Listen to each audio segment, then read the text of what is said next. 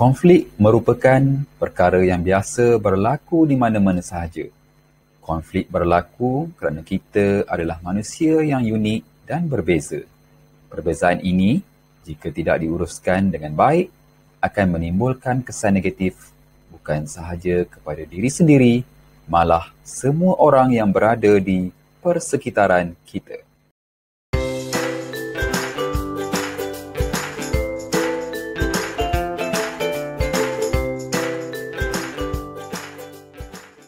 Assalamualaikum, salam sejahtera.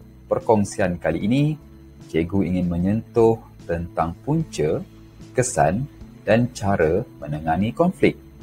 Baiklah, sebelum kita pergi lebih lanjut tentang punca, kesan dan cara menangani konflik, jom kita lihat sama-sama apakah yang dimaksudkan dengan konflik.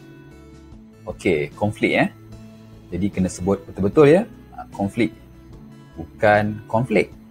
Kalau konflik, yang ni. Kan? Yang ni semua orang suka. Konflik, semua orang tak suka. Baik.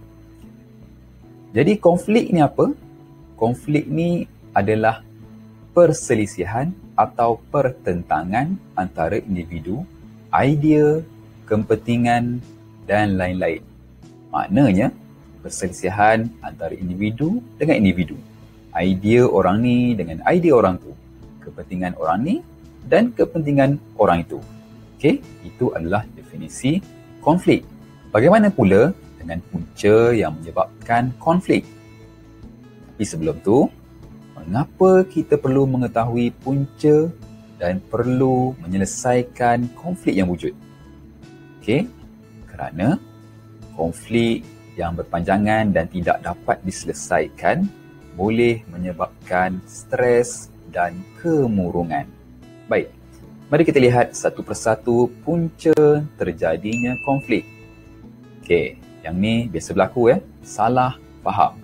Okey, contohnya A maksudkan perkara lain, tapi B faham perkara lain. Maka terjadilah konflik akibat salah faham. Okey, yang kedua, punca konflik ialah keinginan tidak dipenuhi. Contoh, A mahukan sesuatu dari B, tapi B tak mahu penuhinya. Okey, cikgu bagi contoh dalam konteks murid di sekolah lah, supaya murid senang faham. Contoh, A nak pinjam buku cerita dari B, tapi B tak mahu bagi pinjam. Maka terjadi konflik di situ. Itu punca yang kedua.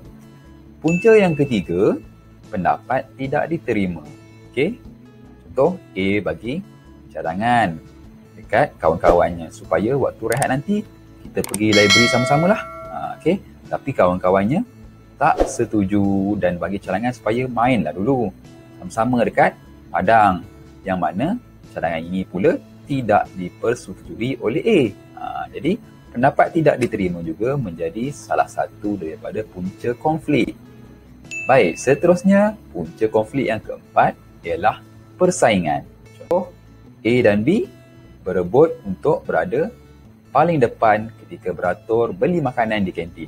Okey, jadi terjadinya konflik antara mereka berdua dan boleh juga melibatkan orang lain yang berada berhampiran dengan mereka. Baik, kita lihat punca konflik yang kelima, mementingkan diri sendiri. Ini selalu murid buat kan. Contoh, A buat bising dalam kelas dan tak pedulikan kawan-kawannya yang lain yang nak belajar. Okey, jadi jangan pentingkan diri sendiri. Seterusnya, mari kita lihat punca yang keenam. Inginkan kesempurnaan. Okey, semua perkara nak perfect. Akhirnya timbul masalah. Pening juga kan kalau dapat kawan yang jenis perfect. Buat sesuatu dengan sempurna itu sebenarnya bagus, tetapi terlalu sempurna itu yang tidak bagus. Okey, jadi segala perkara pun jika terlebih pastinya tak bagus. Okey, macam minum air, bagus tak minum air? Bagus, tapi kalau terlebih minum air tak baguslah, kembung perut dan sebagainya kan.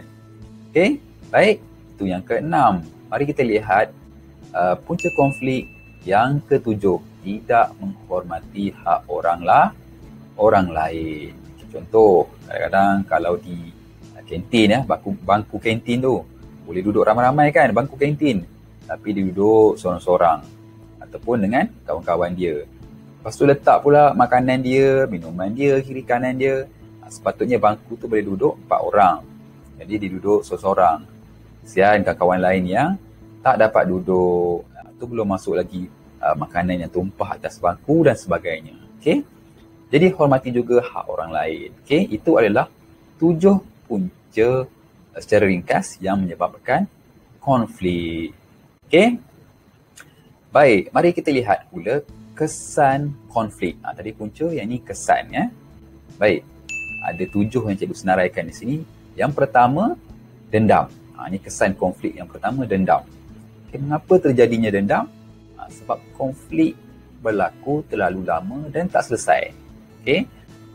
Yang kedua, hubungan menjadi renggang. Sama juga, hubungan baik A dan B tadi jadi renggang. Okay, kesan daripada konflik yang berlaku antara mereka. Seterusnya, keganasan. Keganasan ni biasanya melibatkan tindakan fizikal lah. Ialah akibat persaingan dan punca-punca lain yang telah cikgu sebutkan tadi. Seterusnya, apa lagi kesan konflik? Panas baran. Kan? Ni kalau punca salah faham tadilah. Kan? Biasa menyebabkan orang tersebut panas baran dan mungkin keganasan seperti yang telah cikgu sebut tadi. Okey, apa lagi kesan-kesan konflik? Persendirian. Kalau ada kawan-kawan yang selalu mementingkan diri sendiri, susah kawan-kawan lain nak berkawan dengannya. Akhirnya tinggallah dia bersendirian, kan? Okey, kesan konflik yang keenam yang cikgu senaraikan di sini ialah prasangka. Okey, prasangka ni merujuk kepada prasangka yang tidak baik lah. Okey, akibat salah faham tadi dan punca-punca lain pun macam tu juga akan mendedahkan prasangka yang tak baik oleh orang lain terhadap diri kita ataupun dari diri kita terhadap orang lain. Okey. Kesan konflik yang ketujuh, keliru dalam membuat keputusan. Okey. Ni kalau punca kerana pendapat yang tak diterima tadilah, akhirnya dia pun keliru nak buat satu keputusan. Okeylah, sebab pandangannya selalu tak diterima. Selalu tak diterima je kan. Lama-lama dia pun confused dan tak berani nak buat satu-satu keputusan. Okey, itu adalah kesan konflik ya. Okey, kesan konflik. Seterusnya, kita dah tengok punca, kita dah tengok kesan. Mari kita sama-sama lihat pula cara untuk menghadapi konflik. Okey, 7 juga cikgu senaraikan. Yang pertama, memberi penjelasan supaya tidak salah faham. Okay, sebab tu dalam kelas, cikgu selalu tanya kan, faham tak kelas? Kamu pun jawab, faham cikgu. Cikgu tanya balik, apa yang kamu faham? Cikgu nak cek balik kefahaman kamu. Takut-takut kamu salah faham apa yang cikgu sampaikan. Okay? Ini kaedah yang boleh kita gunakan untuk mengelakkan konflik. Jadi kamu pun boleh menggunakan kaedah ini dalam perkara-perkara yang lain juga. Okey, itu yang pertama. Yang kedua, menerima hakikat hidup. Jadi keinginan kita ni tidak selalunya dipenuhi. Jadi kalau orang Islam, dunia ni adalah ujian. Salah satu ujiannya ialah keinginan kita tak selalunya dipenuhi. Jadi kat mana kita boleh dapat segala keinginan kita? Dah tentunya di syurga. Jadi kita kena belajar untuk menerima hakikat hidup untuk mengurangkan konflik dalam kehidupan kita. Seterusnya, okay, cara menangani konflik ataupun cara menghadapi konflik yang ketiga, meraihkan perbezaan pendapat. Okay, pendapat orang lain tak semestinya salah atau tak semestinya betul. Begitu juga dengan pendapat kita. Okay, masing-masing memberikan pendapat berdasarkan pengetahuan dan pengalaman masing-masing. Yang menjadi konflik apabila kita tetap mempertahankan pendapat kita adalah betul dan merasakan pendapat orang lain semuanya salah. Orang kembar pun kadang-kadang tak sama pendapat antara mereka berdua, apatah lagi diri kita dengan orang lain. Jadi untuk mengurangkan konflik, raikanlah perbezaan pendapat atau pandangan. Okey. Yang ketiga. Seterusnya mari kita lihat yang keempat, bersaing secara sihat. Okey. Bersainglah dalam perkara yang mendatangkan manfaat kepada diri kita dan orang lain. Sebenarnya kalau nak bersaing ni, dengan siapa kita perlu bersaing sebenarnya? Dengan siapa? Paling baik bersaing dengan diri sendiri.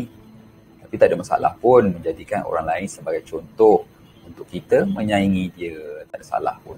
Cuma bersainglah secara sihat. Okey, itu yang keempat. Mari kita lihat yang kelima. Okey, cara menghadapi konflik tidak mementingkan diri sendiri. Okey, kita ni hidup bermasyarakat di mana-mana pun kan. Kalau dalam kelas, bila kamu nampak ada kawan yang sedang belajar, jangan buat bising. Kalau dalam kenderaan awam pun sama, nampak orang yang lagi memerlukan contohnya tempat duduk, sedangkan kita tengah duduk. Jadi bagi keutamaan kepada orang yang lagi memerlukan. Ini boleh mengurangkan konflik antara kita. Okey, itu yang kelima. Seterusnya mari kita lihat yang keenam pula. Jangan kejar kesempurnaan. Okey. Kesempurnaan ni sebenarnya bukanlah sifat manusia. Kita memang tidak sempurna. Memang kita tidak sempurna. Manusia memang tidak sempurna. Jadi sukar mengejar sesuatu yang bukan sifat kita. Betul tak? Okey. Yang keenam. Seterusnya mari kita lihat yang ketujuh dan yang terakhir. Okey. Menghormati hak orang lain. Okey, menghormati hak orang lain juga boleh mengurangkan konflik. Jadi kalau kita nak orang hormati hak kita, kita juga perlu menghormati hak orang lain. Okey. Jadi itu saja, mudah-mudahan apa yang cikgu kongsikan pada perkongsian kali ini bermanfaat buat semua murid dan semua penonton. Jadi konflik memang akan sentiasa berlaku dan kita tidak boleh elakkan.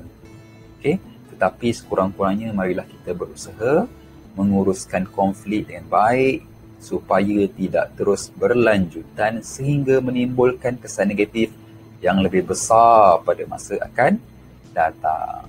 Okey, itu saja untuk kali ini. Jumpa lagi dalam siri perkongsian akan datang. Assalamualaikum warahmatullahi wabarakatuh dan salam sejahtera.